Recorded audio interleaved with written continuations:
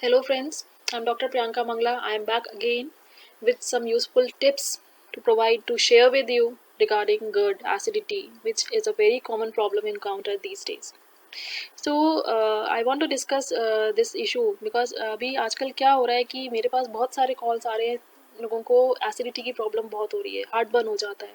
Heart burn means chest में burning sensation होती है, घबराहट हो जाती है कभी कभी उसी की वजह से, खाने का मन नहीं करता है और पेट में ब्लोटिंग हो जाती है, खाने के बाद काफ़ी हेवीनेस लगती है.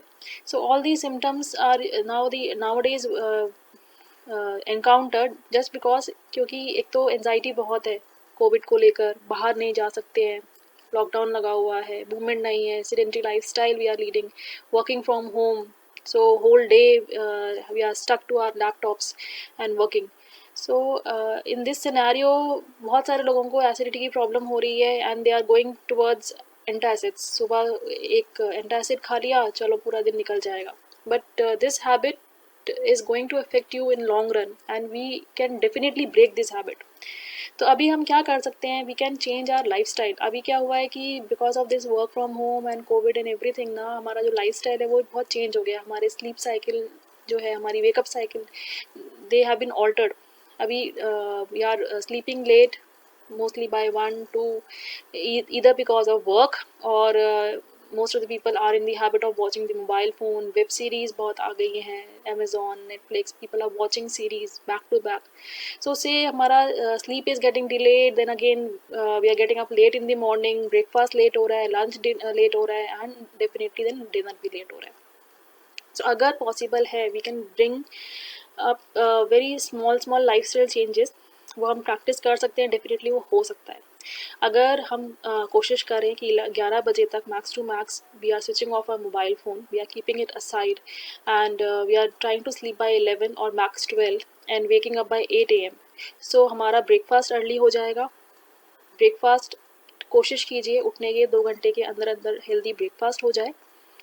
लंच 2 से 3 बजे के अराउंड हो जाएगा और डिनर आपका 8 से 9 o'clock के बीच में हो जाएगा. सो दैट आपको 2 घंटे का टाइम स्लॉट मिल जाता है between your dinner and your lying down time, sleep time. वो बहुत ज़रूरी है एसिडिटी को प्रिवेंट करने के लिए.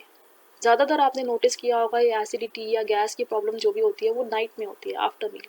वो इसीलिए होती है क्योंकि हमारे डिनर में और स्लीप के टाइम में बहुत कम गैप रह जाता है. And moreover what we are doing in is हम खाने के बाद immediately we are lying down. इस हैबिट को हमें यहाँ पे चेंज करना है. कोशिश कीजिए डिनर करने के 2 घंटे तक यू आर सिटिंग इरेक्ट, या फिर अगर पॉसिबल है खाना खाने के आधे घंटे बाद go for a light walk.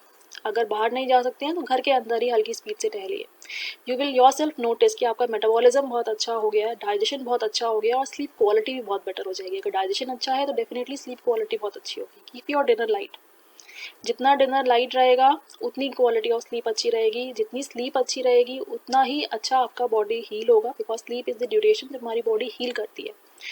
And more good the sleep is, more better your immunity is. This is one thing. अब गर्ड में हमें ऐसी कौन सी चीज़ें हैं, गर्ड इज़ गैस्ट्रोइसोफेजियल रिफ्लक्स डिजीज़. इसमें क्या होता है कि हमारे जो एसिड होता है स्टमक के अंदर वो ज़्यादा प्रोड्यूस होने लग जाता है with time and that start regurgitating, ऊपर की तरफ आता है. सो कभी कभी आपने नोटिस किया होगा जब ज़्यादा एसिडिटी होती है तो खट्टी डकारें आती हैं या कभी कभी मुंह में पानी आ जाता है, चेस्ट में बर्निंग सेंसेशन होती है. सो उसको एंटासिड क्या करते हैं, वो एसिड को न्यूट्रलाइज कर देते हैं.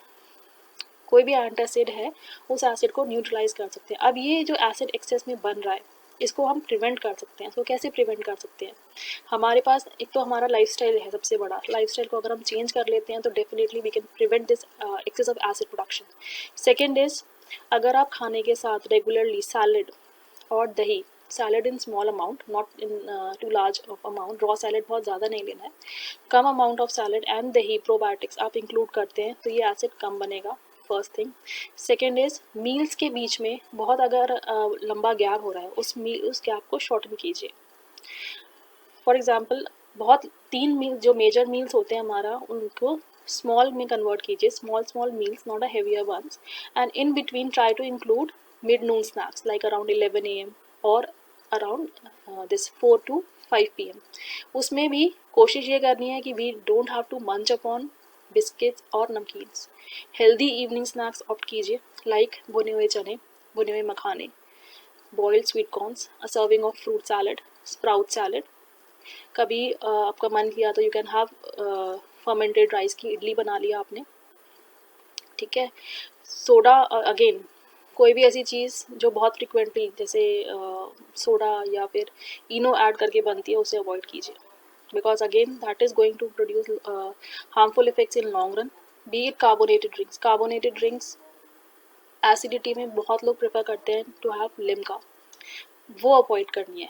फर्स्ट इज कार्बोनेटेड ड्रिंक है वो जाके contain soda, sodium bicarbonate, liver पे इफेक्ट डालेगी। Second is good amount of sugar है उसमें, वहीं अगर आपने लिम्का ज़्यादा लेनी शुरू कर दी, लिवर पे अगेन इफेक्ट पड़ेगा, फैटी लिवर होगा। फैटी लिवर हमारा जो ग्लूकोज मेटाबॉलिज्म है वो डिस्टर्ब हो जाता है, एंड देन वो जो एक लॉन्ग सीरीज ऑफ साइकिल्स हैं, fatty liver, metabolic syndrome, insulin resistance, pre diabetes and diabetes, उसकी तरफ वी स्टार्ट मूविंग ऑन, वो हमें अवॉइड करना है।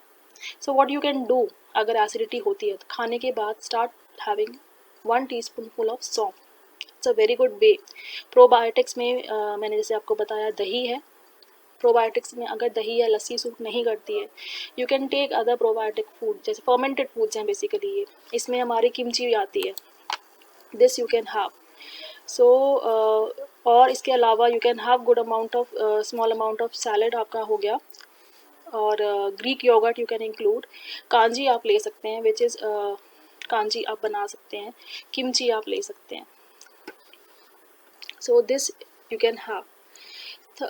फेनल सीड्स का जैसे हमने बताया, फेनल सीड्स का एक और तरीके से आप उपयोग कर सकते हैं, जैसे रात को आपने 1 चम्मच फेनल सीड्स, सौंफ के सीड्स आपने 250 ml पानी में सोक कर दिए, सुबह उठ के अगर आप खाली पेट ये पानी पी लेते हैं एंड सौंफ के दाने चबा लेते हैं, तो ये एक एंटासिड का ही काम करेंगे, that is a natural antacid, इसका कोई साइड इफेक्ट नहीं है आपकी बॉडी पे। सो this you can try. Again lemon के को लेकर बहुत सारे मन में डाउट्स आते हैं कि लेमन तो एसिडिक होता है, लेमन से कहीं हमारी एसिडिटी बढ़ ना जाए। तो अगेन लेमन अगर आप डायरेक्टली लेते हैं तो येस इट इज़ एसिडिक, वो एसिडिटी कर सकता है या फिर आपके एसिडिटी के सिम्टम्स को बढ़ा सकता है, लेकिन अगर लेमन को आप पानी के साथ लेते हैं तो उसका जो नेचर है एसिडिक वो चेंज हो जाता है टुवर्ड्स एल्कलाइन, तो वहाँ पे वो आपकी एसिडिटी को रिलीव करने में हेल्प करेगा। इसी तरह से मुलैठी है, हमारी अदरक है, जो हमें लौंग है या छोटी इलायची है, ये भी हमारी एसिडिटी के सिम्टम्स को रिलीव करने में हेल्प करते हैं। कोशिश करके अल्कोहल बिल्कुल अवॉइड कीजिए, अगर आपको हैबिट है अल्कोहल लेने की, try to moderate its usage. अगर बंद कर सकते हैं, you have that strong willpower, उसे बंद कर दीजिए। If you want to cure your acidity GERD यहीं पे स्टॉप नहीं होता है, acidity one started it gets prolonged into, वो और ज़्यादा लाइनिंग को, हमारी जो स्टमक की लाइनिंग को वो डिप्लीट करता चला जाता है, धीरे धीरे धीरे धीरे ईसोफेजाइटिस एंड ऑल वो सिम्टम्स बढ़ते चले जाते हैं, एंड देन ये जो हमारे जितने नेचुरल चीज़ें हैं इनके कंट्रोल में ये नहीं रह जाता है, फिर then we have to have medications, वो फिर ऑप्शन नहीं रह जाता है। तो अगर हम इनिशियल फेज में ही जब हमारे सब कुछ कंट्रोल में है, हम मॉडिफिकेशंस डाइटरी और लाइफस्टाइल मॉडिफिकेशंस करके इसे कंट्रोल कर सकते हैं, तो व्हाई नॉट ट्राई एटलीस्ट। या चॉकलेट्स अवॉइड कीजिए, कॉफ़ी और टी अगर एक्सेस में आप लेते हैं तो वो अवॉइड कीजिए, बहुत ज़्यादा फ्राइड फूड या स्पाइसी फूड्स अवॉइड कीजिए। मिंट, पेपरमिंट्स अगर लेने की हैबिट है या मिंट आप लेते हैं बहुत ज़्यादा तो उसको अवॉइड कीजिए।